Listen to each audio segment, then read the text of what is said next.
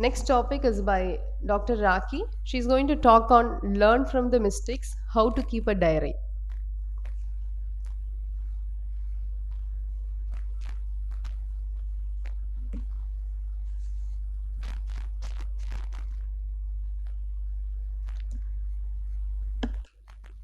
Good morning, everyone.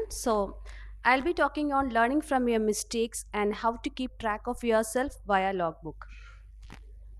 My main objective is to tell you how to learn from your mistake. This can be either by reassessing your surgical steps and grading yourself with your trainer, reviewing your surgical videos and learning from your own mistakes, keeping a track of yourself via logbook, and self improvement.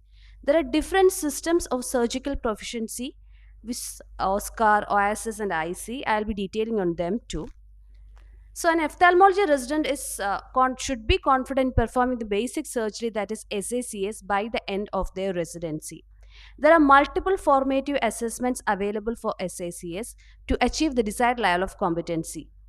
However, convention in most of the institutes and colleges, they audit the surgical cases post-operatively by just assessing the visual outcome the patient has got, and they will not be assessing a stepwise regularized format for surgical performance.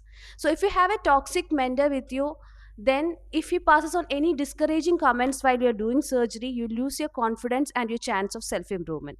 Similarly, if you have a very helping colleague and who keeps on praising your surgical skills, you become overconfident, and there also you lose your chance for self improvement.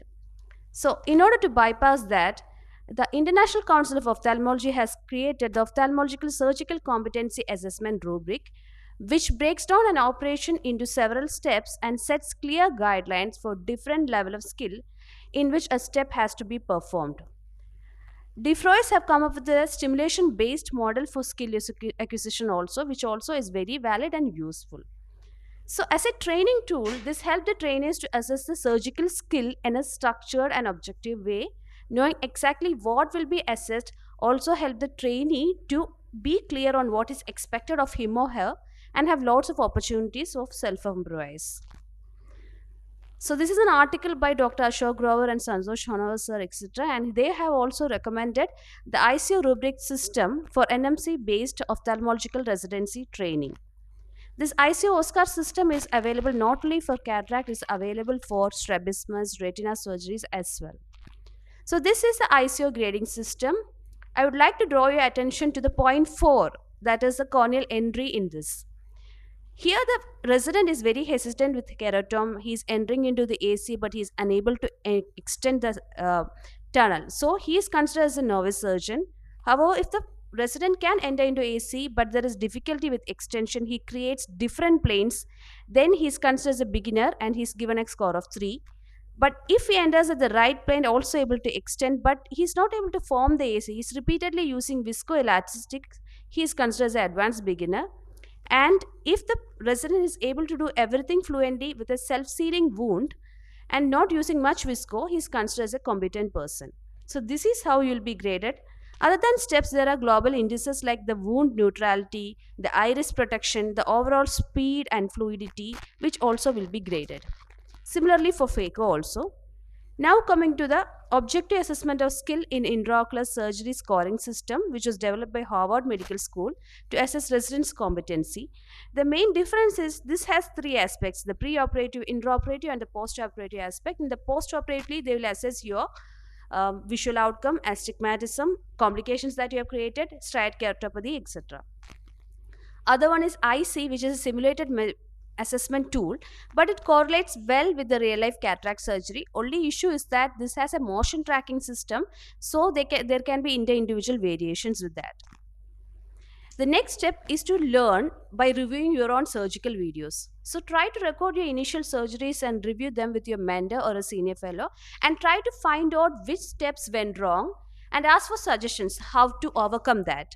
Make it a habit to rewatch even if you think that you are a very skilled surgeon. If you keep watching on your own videos, each time you'll find some fault techniques.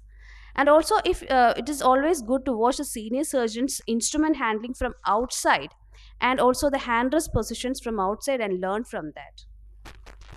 Next is logbook. This logbook is a very crucial document, especially for job interviews.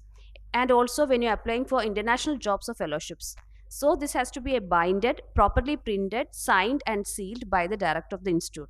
This will act as a proper certification for the number of surgeries that you have done and proficiency in surgery. So they will know that you are not just bluffing the numbers.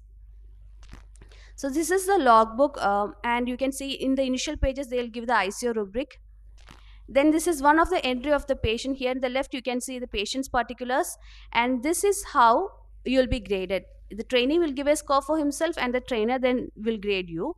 After that they will give comments also. You can see here, down they have, it is written, face difficulty in cracking, should learn cracking more, and this face difficulty with power modulation, etc. So you know exactly what is going on and what you have to improve.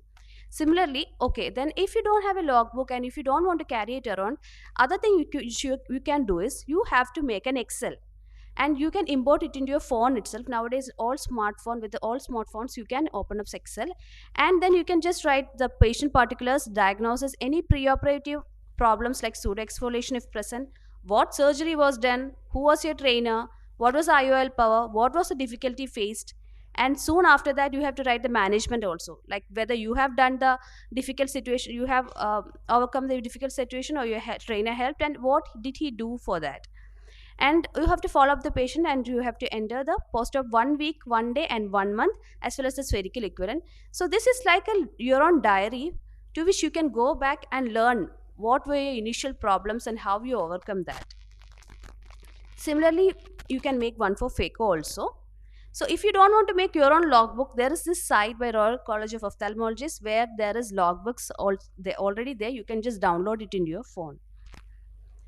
This is another book by Dr. A.K. Kurana sir, which is very useful. It is a logbook book, come practical manual.